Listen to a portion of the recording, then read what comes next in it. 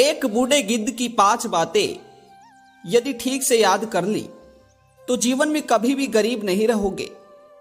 दर्शक बंधुओं, आज का ये प्रसंग आप सभी श्रोता बंधुओं के लिए बड़ा ही ज्ञानवर्धक होने वाला है। श्रोता बंधुओं, आज की इस वीडियो में एक गिद्ध पक्षी ने अपनी 5 ज्ञान की बातें बताई हैं।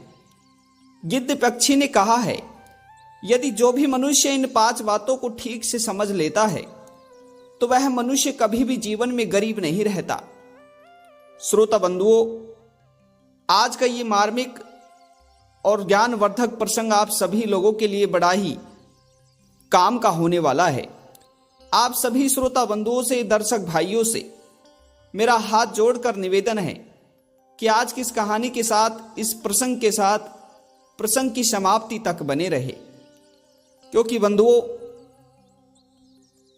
कहते हैं कि लाखों करोड़ों रुपए खर्च करने के बाद भी आपको ऐसा ज्ञान कहीं प्राप्त नहीं होगा।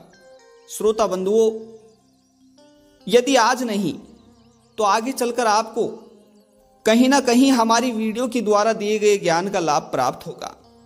बंधुओं, इसीलिए आप सभी श्रोता बंधुओं से निवेदन है कि कहानी के साथ कहानी की समाप्ति तक बने रहे।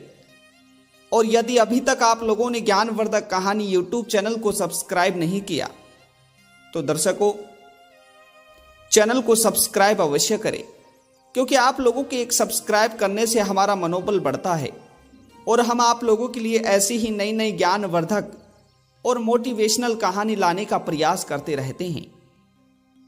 दोस्तों, आज का भले ही यह प्रसंग छोटा सा हो परंतु बहुत कुछ सिखाकर जाने वाला है। तो श्रोता बंधुओं, आइए आप सभी दर्शक भाइयों का ज्यादा समय बर्बाद ना करते हुए इस कहानी को, इस मार्मिक प्रसंग को शुरू करते हैं। मित्रों, किसी समय की बात है, एक नगर में एक धनी सेठ रहा करता था। सेठ का नाम धनीराम था और उसका एक होनहार पुत्र था। मित्रों, धनीराम सेठ ने अपने पुत्र का नाम विजय रखा था। सेठ का पुत्र विजय बड़ा ही सीधा साधा और मृदु स्वभाव का था।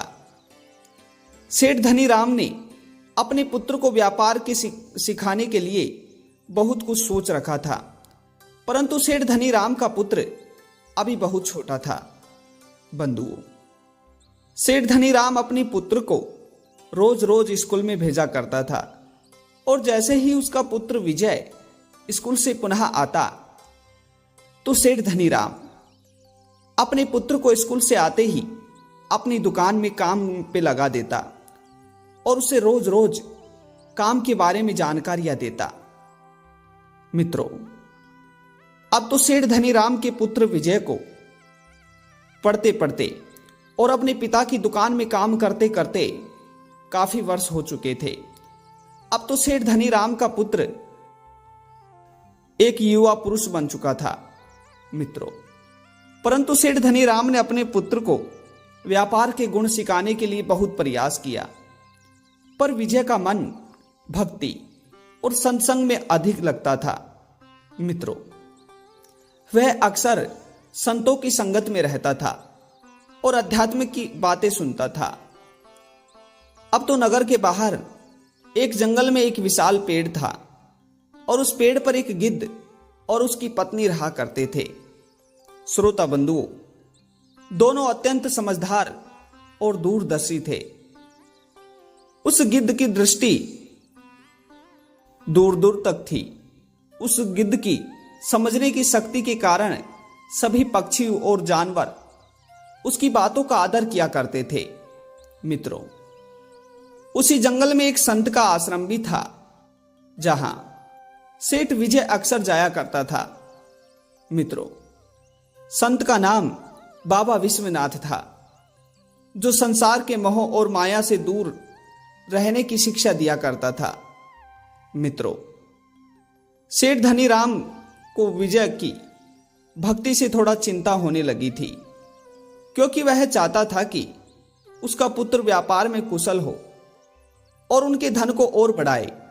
मित्रों, खैर, यह चाह तो हर माता पिता की होती है कि हमारी संतान जो भी हो वह वही करे जो हमने किया। हमने जिन कर्मों को कर, जिन कार्यों को कर अपने जीवन को सफल बनाया है, ठीक उसी प्रकार हमारी संतान भी उन्हीं कार्यों को और हमारे रखे हुए कदमों पर ही चले। मित्रों, हर माता पिता अपने संतान के लिए ऐसे ही सपने सजोता है बंधुओं। लेकिन विजय का मन इन सब बातों से विरक्त था। इसी बीच सेठ धनीराम का परिचय एक स्त्री से हुआ मित्रों, जिसका नाम माधवी था। वह अत्यंत सुंदर थी, परंतु उसके बारे में नगर में यह प्रसिद्ध था कि उसका चरित्र अच्छा नहीं है। श्रोता बंधुओं, लेकिन सेठ धनीराम उसकी सुंदरता से प्रभावित होकर उसे अपने पुत्र विजय के साथ विवाह के लिए तैयार हो गए।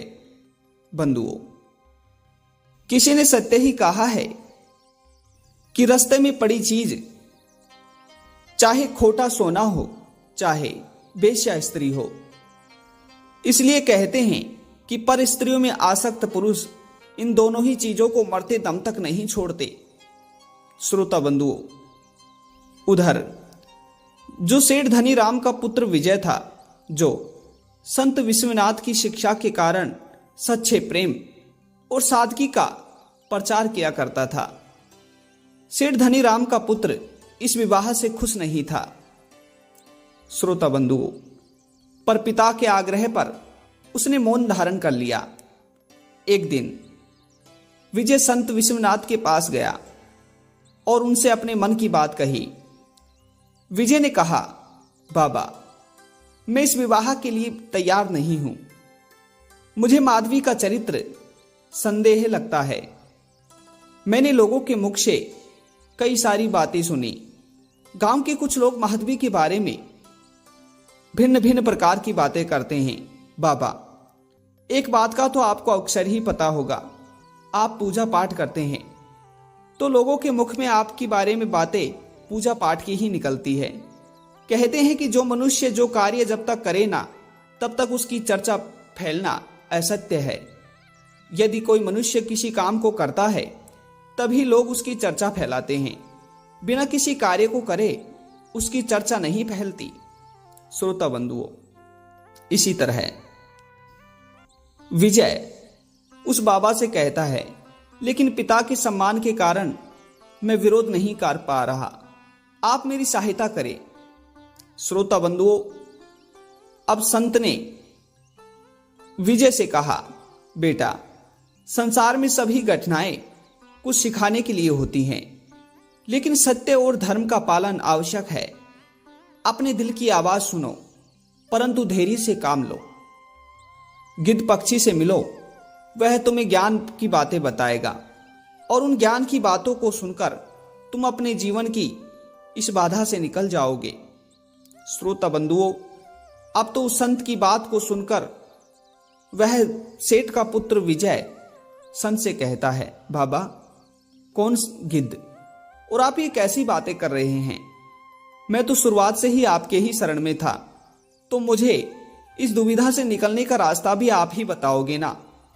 श्रोता बंधुओं, तभी वह संत उस सेठ के पुत्र से कहता है कि पुत्र, जाओ, इस जंगल से थोड़ी ही दूर एक वृक्ष की डाली पर एक गिद्ध रहता है और उस गिद्ध के पास जाकर तुम अपनी समस्या को बता दो।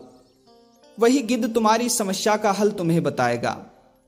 श्रोता बंधुओं, अब तो उस संत की बात को सुनकर विजय उस गिद्ध के पास गया और अपनी परिस्थिति बताई। गिद्ध और उसकी पत्नी ने उसे बड़े ध्यान से सुना। तभी गिद्ध पक्षी विजय से कहता है, अरे भाई, ठीक है, यदि तुम्हारे साथ ऐसी ही हो रही है तो मैं तुम्हें आज 5 बातें बताता हूं। यदि इन 5 बातों को तुम अपने जीवन में अमल कर लोगे तो जीवन में कभी भी नहीं फंसोगे, जीवन में कभी भी किसी बाधा में नहीं पड़ोगे। और हां, आज मैं तुम्हें इसी कहानी में त्रिया चरित्र के बारे में भी बताऊंगा। और इस बात को सुनने के बाद में तुम कभी भी त्रिया चरित्र के जाल नहीं फंसोगे। श्रोता बंधुओं, अब तो विजय की बात को सुनने के बाद में वह गिद्ध विजय से कहता है कि पुत्र, मैं तुम्हें 5 बातें बताता हूं, जिनमें से पहली बात है, सुनो। संसार में हर चीज का मूल्य उसके वास्तविक गुणों से तय होता है, न कि उसकी बाहरी सुंदरता से। सुंदरता भ्रम हो सकती है, परंतु गुण सच्चाई का दर्पण होता है। हे पुत्र, ये बात बड़ी ही कीमती है और यह सत्य भी है। संसार में हर चीज का मूल्य उसके दिखने से नहीं, बल्कि उसके वास्तविक गुणों से होता है। इसलिए इस बात को अपने जीवन में अवश्य अमल करना। श्रोता बंधुओं, तभी गिद्ध दूसरी बात बताता है, हे पुत्र, मेरी दूसरी बात है, सच्चाई छुपाई नहीं जा सकती। यदि किसी का चरित्र खराब है तो वह किसी न किसी समय उजागर हो ही जाएगा। बस धैर्य रखो और सत्य तुम्हारे सामने प्रकट होगा। श्रोता बंधुओं, गिद्ध कहता है कि बुरा कर्म कभी भी ज्यादा समय तक छुपता नहीं है, और कहते हैं कि बुरे कर्मों की आयु बड़ी ही छोटी होती है और ये बड़े ही जल्दी सामने प्रकट होता है। इसलिए बस धैर्य बनाए रखो और सत्य को अपने साथ रखो। बंधुओं, तभी गिद्ध तीसरी बात बताता है, पुत्र, अंधी श्रद्धा और मोह विनाश की ओर ले जाते हैं। अपने माता पिता का सम्मान करो, परंतु धर्म और न्याय का पालन कभी करना मत भूलना।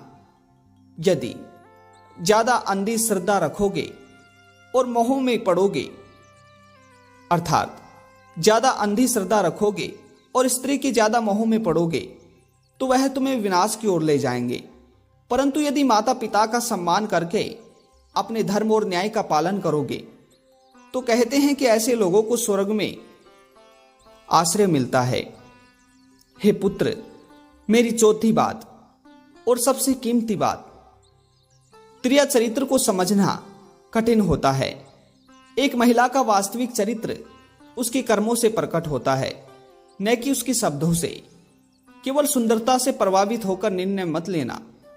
हे पुत्र, यह बात 100% सत्य है।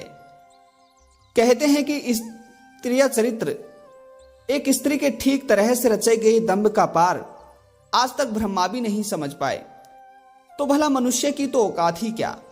इसलिए हमेशा किसी स्त्री की सुंदरता को देखकर और उससे प्रभावित होकर जल्दी में कोई भी फैसला मत लेना। श्रोता बंधुओं, तभी वह गिद्ध पक्षी कहता है कि पुत्र, अब मैं तुम्हें 5वीं बात बताता हूं। जब निर्णय लेने का समय आता है तो मन शांत रखकर सही और गलत का भली भांति विचार करना चाहिए। कहते हैं कि अब हमेशा अपने विवेक से काम लो, चाहे परिस्थितियां कैसी भी हो। पुत्र, यह बात सत्य है। कभी भी समय को देखकर अपने फैसले से डगमगाना नहीं चाहिए। फैसला वही रखो जो समय के अनुसार हमें देना है।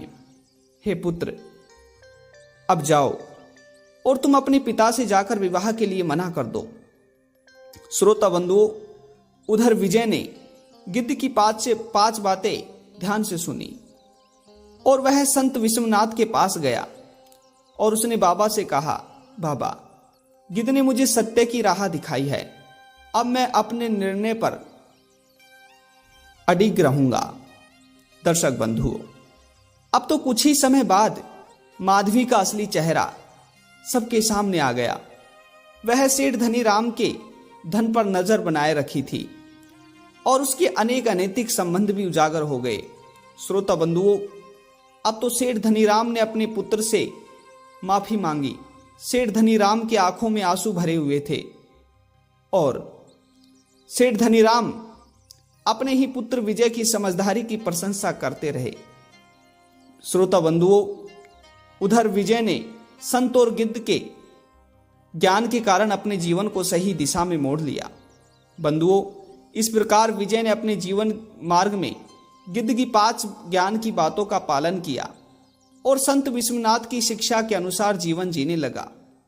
श्रोताओं, किसी ने सत्य ही कहा है कि सुंदरता और मोह में न फंसकर हमेशा सत्य, धर्म और न्याय के मार्ग पर ही चलना चाहिए। कहते हैं कि सत्य, धर्म और न्याय के मार्ग पर चलना मनुष्य को स्वर्ग की ओर लेकर जाता है, और कहते हैं कि जल्दीबाजी, घमंड और अपने आप पर हद से ज्यादा आत्मविश्वास मनुष्य को नरक की ओर, पतन की ओर लेकर जाता है। दर्शक बंधुओं, ये कहानी आप सभी को कैसी लगी कमेंट बॉक्स में जरूर बताइएगा, और एक बार पुनः मिलते हैं ऐसी ही ज्ञानवर्धक और मोटिवेशनल वीडियो के साथ। तब तक आप सभी लोगों का बहुत बहुत धन्यवाद। जय श्री कृष्णा, राधे राधे।